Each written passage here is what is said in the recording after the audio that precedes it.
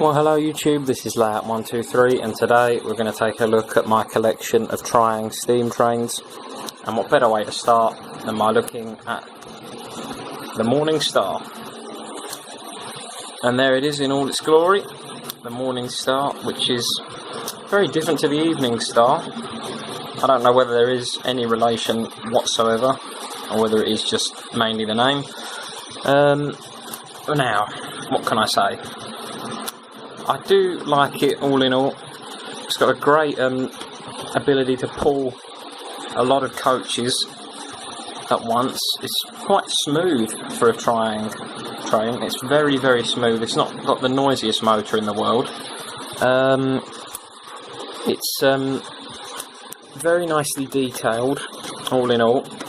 And what is also good is it's not tender driven. It is actually driven from the train itself. I know Hornby experimented quite a lot of tender driven trains and I never really got on with them, and this is all that's left of my tender driven flying Scotsman. But yeah, very, very nice model, and if you happen to see one, I'd snap it up. This one isn't in perfect nick, came from my local charity shop, but all the puffers are there. Hasn't got any front coupling. I'm going to put one on it eventually, but it's just me being a bit lazy at the moment with that one. So, moving on. And I can't think of a better way to move on than to talk about Lord of the Isles. It's just absolutely stunning. There's only one main flaw, and that is that if we turn it upside down, there should be a magnet in there. And the reason that there was a magnet in there is the wheels used to be magnetised, so it would go around the old Triang track. But when you put it on the Hornby track, modern track, the magnet weighs it down, and as we know, modern track isn't steel, isn't magnetic, which means it would just end up getting stuck on the corners with the lightest load of coaches. And the eagle-eyed of you will see that I have put a piece of coal in a tender that shouldn't really be in there, but yeah, that was from a model railway collector's set. Came with a loco. I chopped it to bits and took that part out of it, and it fits in there pretty nicely when you actually look at it. But back to Lord of the Isles, and you have to say it is absolutely stunning, and the way it's run with the wheel in the middle powering it all, it is just absolutely excellent. I can't fault it. And this one has the original two drivers for it as well, which is so nice when it goes round. It's very nippy, very high speed, like a little bullet train in its own little way. And obviously if you buy the Evening Star, you had to buy the coaches for it as well. So what I did was I went out and I bought 1, 2, 3 coaches. And these, when it's all put together, look absolutely stunning. And I will do a video of this running around and do a full-on review of everything you see in the video, but let's move on. And the next one is the Princess Elizabeth. Yeah, that's right, yep. Dear idea, should know that. Iconic Triang one, this. Most people will look at that and instantly know it's Triang. One of the older ones, certainly in my collection, and I bought this in a shop in the original box for £12. I mean, I cannot grumble about that whatsoever. The tender is absolutely awful. The condition of that is just, it's falling to bits. But when you can get that for £12, you're on to a winner. Lovely little running number as well. That's all in nice condition. It is just a very, very nice model. Not the bestly detailed model in the world, but it is certainly quite charming. And this one, because it's so old, creates one of the worst smells when it runs around. But if you can put up with that, you're onto a winner. And if we're talking about steam, we can't obviously forget the most famous steam engine that ever existed, the Flying Scotsman.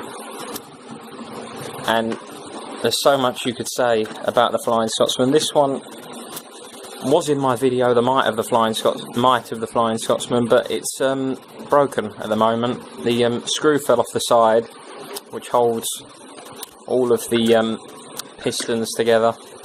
As you can see, the screw there, and well, it's like trying to look for a needle in a haystack. You're not going to find it on the layout. Absolutely impossible. It's in mint condition.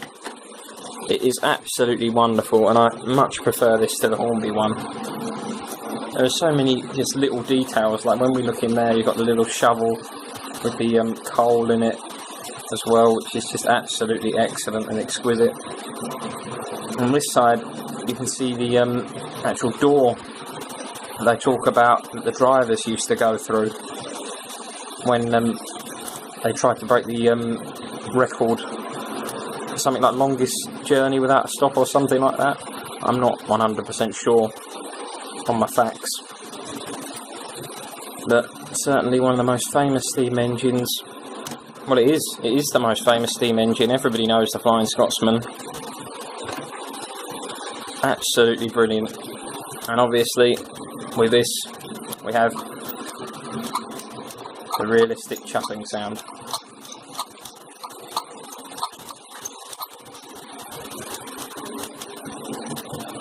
And you can't deny it. That is stunning. Now let's move on to the 060s. This is the now I always forget the name of this one, so sorry. That's obviously the Stratotanker, but let's have a look at this one. This is the first time it's ever been on the channel.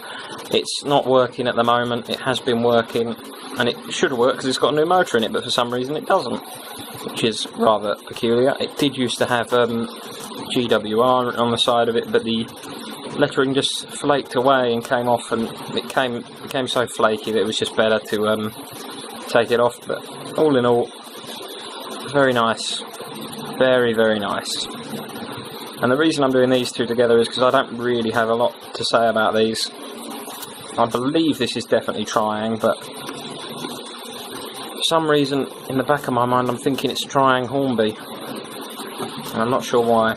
Maybe you can tell me if this is Triang or Triang Hornby, but I'm pretty sure it is Triang. But just to double check, I want your opinion.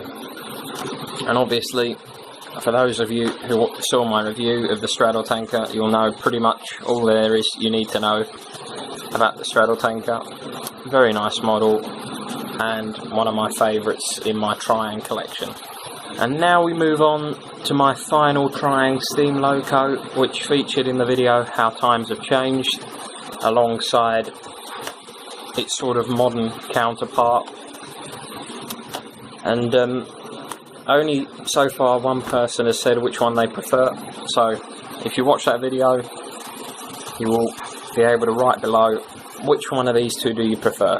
I prefer the Triang one, basically because it can pull more, it's got more character, and I don't know, this, as nice as it is, and it is nice, there's something quite charming about the Triang 7178 loco.